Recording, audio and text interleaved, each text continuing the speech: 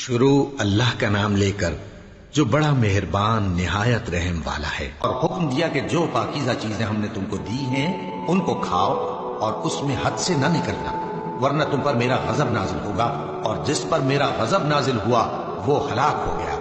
اور جو توبہ کرے اور ایمان لائے اور عمل نیک کرے پھر سیدھے رستے چلے، اس کو میں بخش دینے والا ہوں۔ اور اے موسیٰ، تم نے اپنی قوم سے آگے چلے آنے میں کیوں جلدی کی؟ کہا وہ میرے پیچھے آ رہے ہیں۔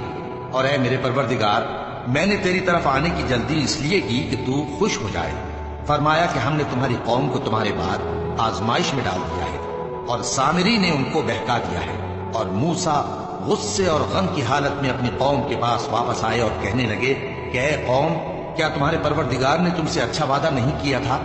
کیا میری جدائی کی مدت تمہیں لمبی معلوم ہوئی، یا تم نے یہ چاہا کہ تم پر تمہارے پروردگار کی طرف سے غضب نازل ہو، اور اس لیے تم نے مجھ سے جو وعدہ کیا تھا اس کے خلاف کیا؟ وہ کہنے لگے کہ ہم نے اپنے اختیار سے آپ سے وعدہ خلافی نہیں کی، لیکن ہم ان لوگوں کے زیوروں کا بوجھ اٹھائے ہوئے تھے، پھر ہم نے اس کو آگ میں ڈال دیا، اور اسی طرح سامری نے ڈال دیا۔ تو اس نے ان کے لیے ایک بچڑا بنا دیا، یعنی ایک بے جان جسم جس میں گائے کی سی آواز تھی۔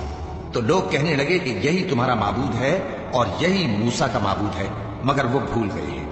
تو کیا یہ لوگ نہیں دیکھتے کہ وہ ان کی کسی بات کا جواب نہیں دیتا، اور نہ ان کے نقصان اور نفع کا کچھ اختیار رکھتا ہے؟ اور ہارون نے ان سے پہلے ہی کہہ دیا تھا کہ لوگوں، اس کے ذریعے تمہیں فتنے میں ڈال دیا گیا ہے، اور تمہارا پروردگار تو رحمان ہی ہے، تو میری پیروی کرو اور میرا کہا مانو۔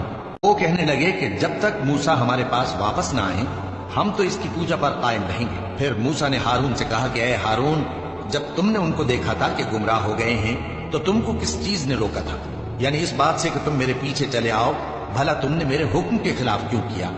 کہنے لگے کہ اے ماں جائے، میری داڑھی اور سر کے بالوں کو نہ پکڑیے، میں تو اس سے ڈرا کہ آپ یہ نہ کہیں کہ تم نے بنی اسرائیل میں تفرقہ ڈال دیا اور میری بات کو ملحوظ نہ رکھا۔ موسیٰ نے فرمایا تو اے سامری، تیرا کیا حال ہے؟